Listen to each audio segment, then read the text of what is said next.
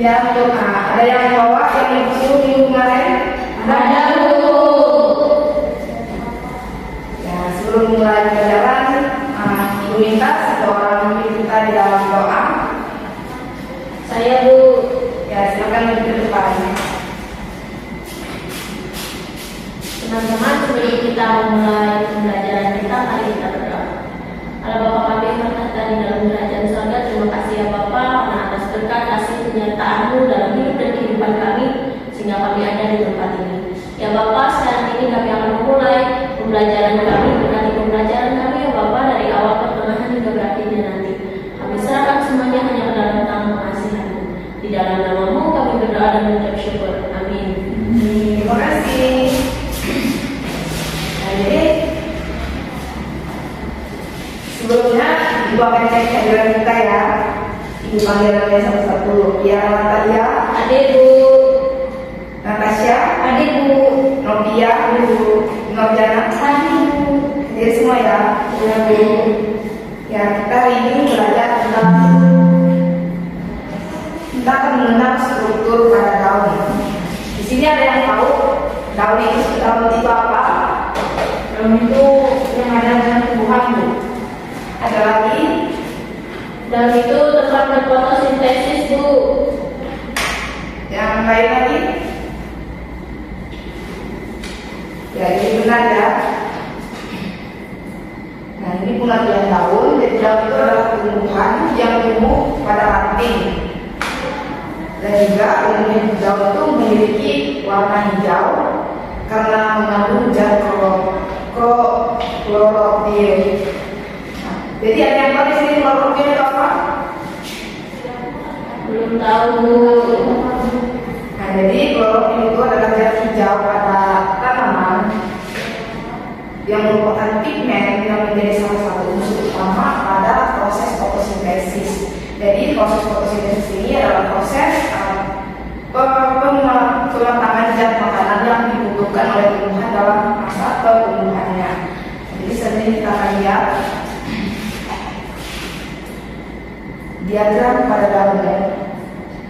Jadi diagram sudah ada seperti ini. Yang pertama itu adalah pucuk.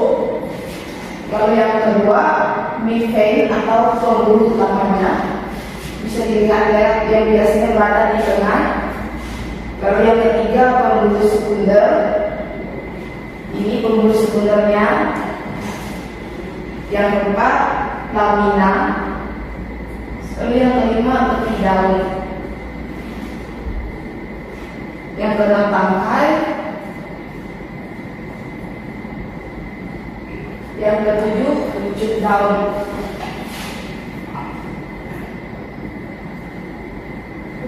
Sama kalau sudah fungsi daun, di sini ada yang tahu fungsi daun? Tadi sudah disebutkan loh. Tempat berfotosintesis. Ya. Ada lagi? Alat respirasi atau pernapasan tumbuhan. Ada lagi? Jawabannya semuanya benar ya. Jadi yang pertama itu sebagai alat pernapasan pada tumbuhan. Kenapa dikatakan sebagai alat pernapasan? Karena karena daun ini menyerap oksigen dari alam sekitarnya sehingga membuat tumbuhan ini bisa bertumbuh dengan baik. Yang kedua sebagai alat bantu reproduksi vegetatif. Di sini ada semua pernah mendengar kata vegetatif? Pernah. Apa itu vegetatif? Lupa, Bu. Masa lupa? Jadi vegetatif ini adalah cara berevolusi tumbuhan yang tanpa adanya proses perkawinan.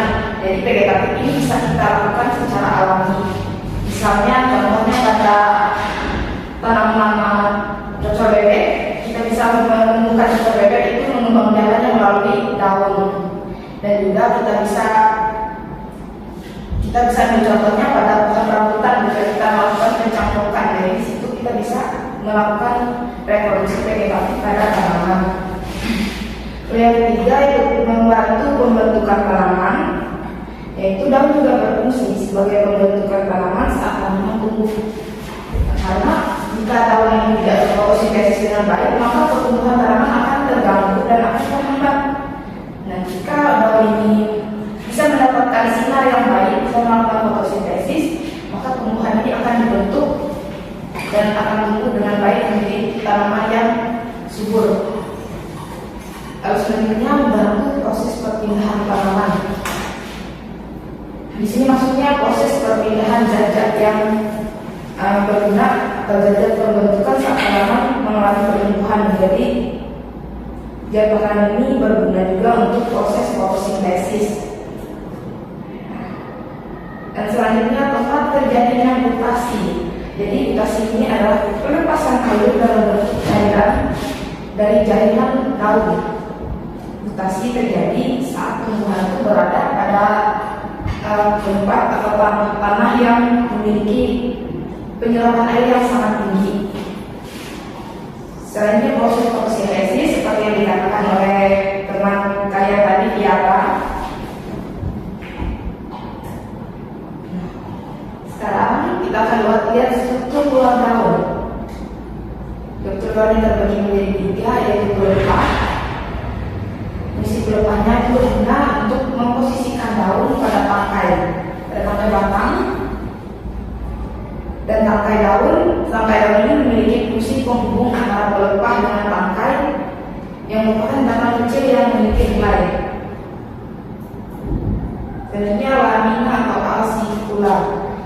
Dan bagian ini juga merupakan bagian yang penting adik-adik dari keseluruhan daun pada umumnya. Dan lamina ini memiliki 2 fungsi. Yang pertama sebagai tempat berlangsungnya proses fotosintesis dan melindungi jaringan di bawahnya. Dan lamina daun juga sangat beragam, tergantung dari spesies tanaman, tekstur dan tingkat ketebalan yang bervariasi.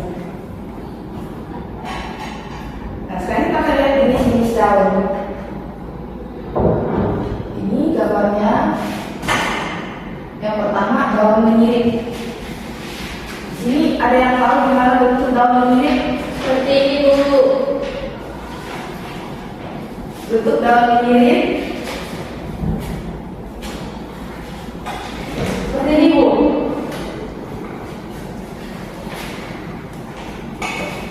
Ya betul. Ya, sekarang kita akan sama-sama ya. Ibu akan kasih tahu daun menyirik itu seperti apa. Daun menyirik itu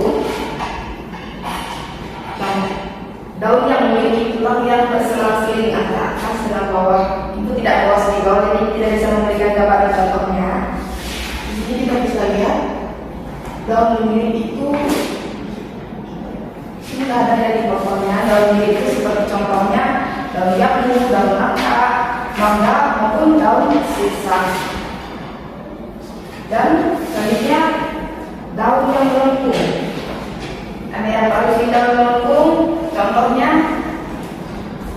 Nggak tahu, Bu. Ini daun melengkung. Contohnya seperti daun sirih, daun gembili. Ini jadi daun sirih ya. Dan daun paralel Seperti ini, Bu. ya benar sekali, itu daun paralel. Dan paralel itu seperti tanaman pakru, kelapa dan kelapa sawit. Daun berberi. Betul, Bu. Benar, ada lagi? Salah, Bu. Daun salah kita berberi ya. Dan putri malu, Bu. Ya, putri malu. Ada lagi? Daun nanas. Benar, ada lagi? Jadi contoh-contoh daun yang adik-adik semua sebutkan adalah benar. Nah, selanjutnya daun menjadi. Daun menjadi itu adalah daun yang berbentuk jari. Contohnya seperti daun singkong. Seperti daun apa lagi selain daun singkong? Daun pepaya. Ya, daun pepaya. Nah, jadi itu adalah contoh-contoh jenis daun. Ada daun menggigit, daun melengkung, paralel, berdiri, dan menjari. Nah, materi kita sudah habis. Jadi kita dari awal sampai terakhir kita membahas apa tadi? Namanya struktur daun. Habis itu fungsi daun, fungsi, diagram, dan bisnis daun. Kalau fungsi daun itu apa? Sebagai alat pernapasan tumbuhan, Bu. Ya, sebagai alat pernapasan pada tumbuhan. Berarti tadi mendengarkan dengan baik ya. Ini sekarang ibu mau kasih tugas. Daun yang ibu suka kemarin akan dibawakan. Ada, Bu. Sekarang ibu minta kalian semua mengamati jenis daun yang kalian bawa itu termasuk ke dalam daun apa. Mulai dari sekarang ya. Bu. Nanti ibu tanya satu-satu.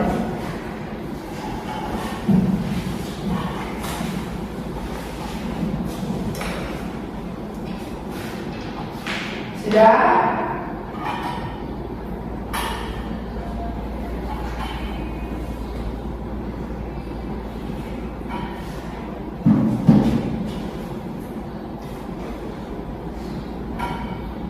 Ya, sekarang ibu tanya dari ujung sana.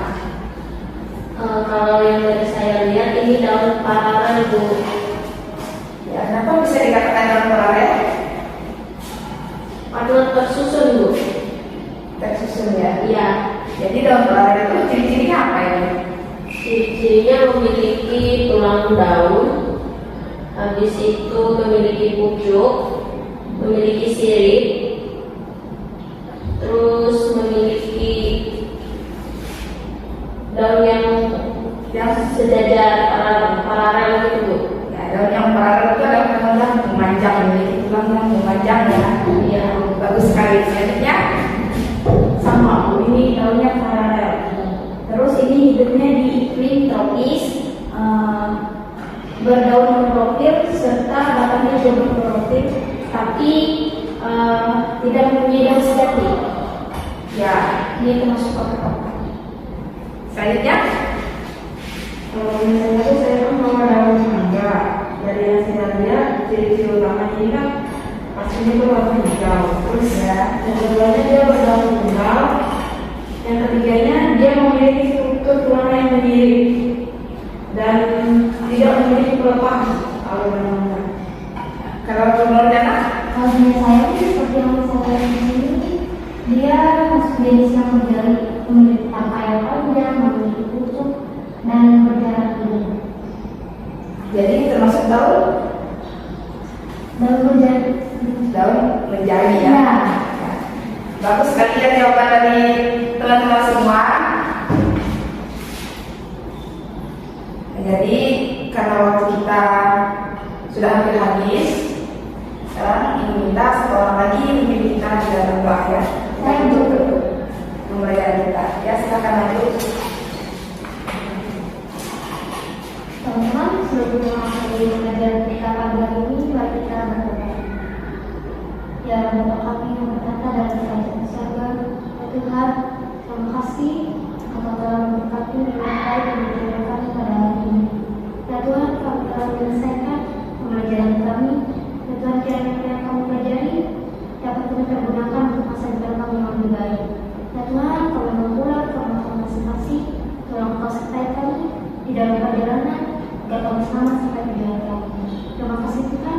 Haleluya.